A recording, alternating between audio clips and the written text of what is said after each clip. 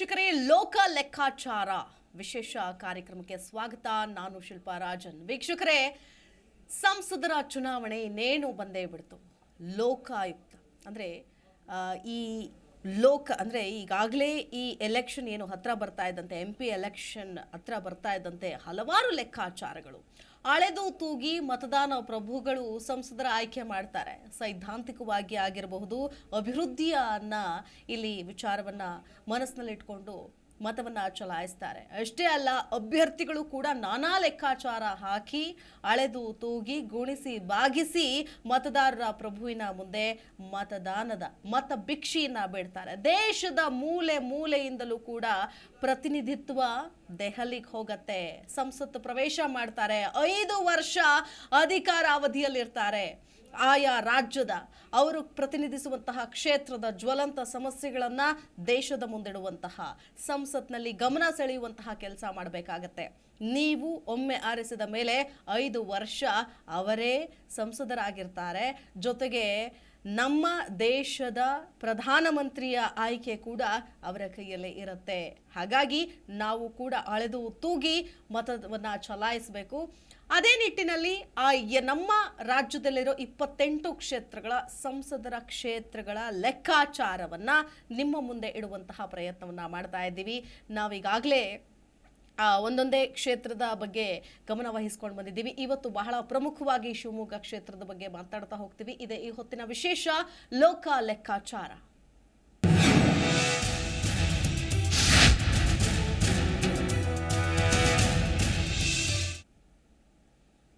ವೀಕ್ಷಕರೇ, ಲೋಕಸಭೆಯ ಚುನಾವಣೆಗೆ ಇನ್ನೇನು ಕೆಲವೇ ತಿಂಗಳುಗಳು ಬಾಕಿ ಇದೆ, ಕೆಲವೇ ದಿನಗಳು ಅಂತ. ದಿನಗಳ ಲೆಕ್ಕಾಚಾರದಲ್ಲೇ ನಾವು ಮಾತನಾಡಬಹುದು, ಹೇಳ್ಬೋದು.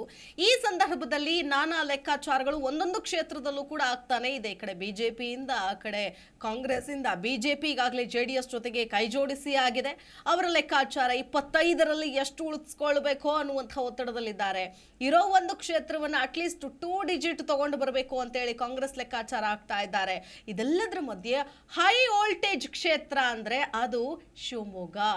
ಹೌದು, ಘಟಾನುಘಟಿ ನಾಯಕರ ಸ್ಥಳ ಅಂತ ಹೇಳಬಹುದು ಶಿವಮೊಗ್ಗದಲ್ಲಿ ಅನೇಕ ವಿಚಾರಗಳು ಪ್ರಚಲಿತಕ್ಕೆ ಬರುತ್ತೆ. ಇಲ್ಲಿ ಸೈದ್ಧಾಂತಿಕವಾಗಿರ್ಬೋದು, ಅಭಿವೃದ್ಧಿ ವಿಷಯ ಆಗಿರಬಹುದು, ಅಥವಾ ದೊಡ್ಡ ದೊಡ್ಡ ಕಲಿಗಳು ಬಂದಂತಹ ಇನ್ನು ಮಾಜಿ ಮುಖ್ಯಮಂತ್ರಿಯಾದಂತಹ BS ಯಡಿಯೂರಪ್ಪ ಆಗಿರ್ಬೋದು, ಈಶ್ವರಪ್ಪ ಆಗಿರಬಹುದು, ಅನೇಕ ನಾಯಕರು ಬಂದಂತಹ ಹಿನ್ನೆಲೆ. ಜೊತೆಗೆ ಈಗಾಗಲೇ ಹಾಲಿ ಸಂಸದರಾಗಿರುವಂತಹ BJP ರಾಘವೇಂದ್ರ ಪ್ರತಿನಿಧಿಸುವಂತಹ ಒಂದು ಕ್ಷೇತ್ರ ಅದು ಶಿವಮೊಗ್ಗ.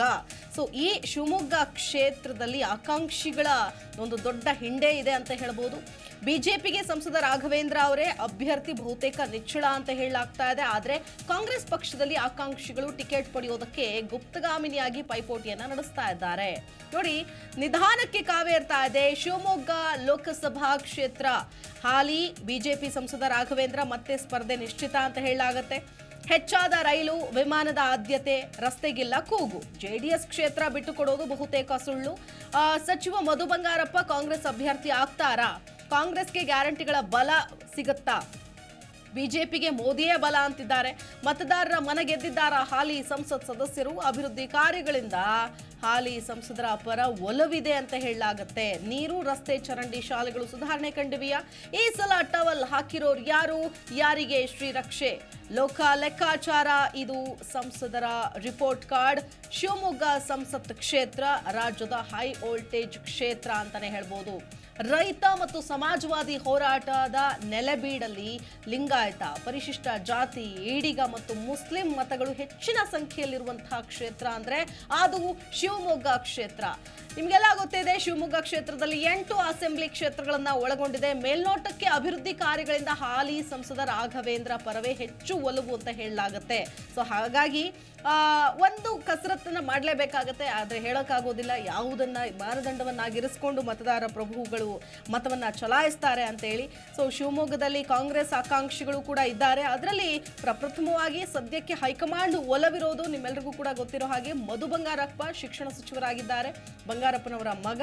ಇನ್ನು ಮಧು ಬಂಗಾರಪ್ಪ ಮಾತ್ರ ಸಹೋದರಿ ಗೀತಾ ಶಿವರಾಜ್ ಕುಮಾರ್ಗೆ ಟಿಕೆಟ್ ಕೊಡಿಸಬೇಕು ಅನ್ನೋ ಒಂದು ಓಡಾಟದಲ್ಲಿದ್ದಾರೆ ಅನ್ನೋ ಮಾಹಿತಿ ಮೇಲ್ನೋಟಕ್ಕೆ ಸದ್ಯಕ್ಕೆ ನಮಗೆ ಸಿಗ್ತಾ ಇದೆ.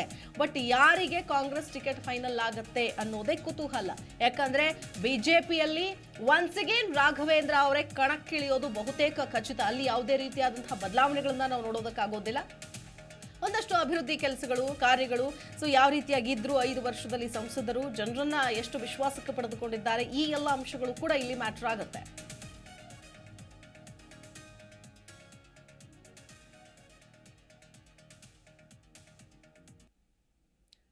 ಅಳೆದು ತೂಗಿ ಲೆಕ್ಕಾಚಾರ ಮಾಡಿ ಕಾಂಗ್ರೆಸ್ ಟಿಕೆಟ್ ಕೊಡಬೇಕಾದ ಅನಿವಾರ್ಯತೆ ಇದೆ. ಈಗಾಗಲೇ ಬಿಜೆಪಿಯ ರಾಘವೇಂದ್ರ ಅವರಿಗೇನೆ ಟಿಕೆಟ್ ಫೈನಲ್ ಅಂತ ಹೇಳಲಾಗುತ್ತೆ. ಸೊ ಈ ಬಿಜೆಪಿ ಕತೆ ಹೇಗಿದೆ, ಕಾಂಗ್ರೆಸ್ ನ ಸಿಚುವೇಶನ್ ಹೇಗಿದೆ, JDS ನ ಮಟ್ಟ ಹೇಗಿದೆ, ಈ ಎಲ್ಲ ಕುರಿತಾದ ಸಂಪೂರ್ಣ ಶಿವಮೊಗ್ಗ ಲೋಕಸಭಾ ಕ್ಷೇತ್ರದ ಮಾಹಿತಿಯನ್ನ ನಮ್ಮ ಪ್ರತಿನಿಧಿ ಜೇಸುದಾಸ್ ನಿಮ್ಮ ಮುಂದೆ ಇಟ್ಟಿದ್ದಾರೆ. Over to Yesudas.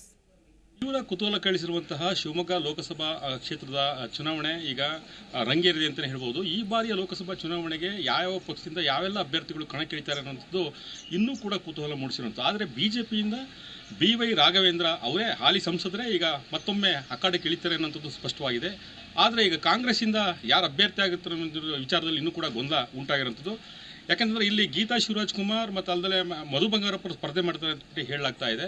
ಇಲ್ಲಿ ಮಧು ಬಂಗಾರಪ್ಪರು ಸ್ಪರ್ಧೆ ಮಾಡ್ತಾರೋ ಇಲ್ವೋ ಅನ್ನೋಂಥ ವಿಚಾರದಲ್ಲಿ ಇನ್ನೂ ಕೂಡ ಸ್ಪಷ್ಟತೆ ಇಲ್ಲ. ಆದರೆ ಗೀತಾ ಶಿವರಾಜ್ ಕುಮಾರ್ ಅವರ ಹೆಸರು ತೇಲ್ಬಿಟ್ಟಿರುವಂಥ ಒಂದು ಹಿನ್ನೆಲೆಯಲ್ಲಿ ಈಗ ಗೀತಾ ಶಿವರಾಜ್ ಕುಮಾರ್ ವರ್ಸಸ್ ಏನು BJP ಸಂಸದ BY ರಾಘವೇಂದ್ರ ಅವರ ನಡುವೆ ಒಂದು ಜಿದ್ದಾಜಿದ್ದಿನ ಕಣ ಏರ್ಪಟ್ಟಿದೆ ಅಂತಲೇ ಹೇಳ್ಬೋದು.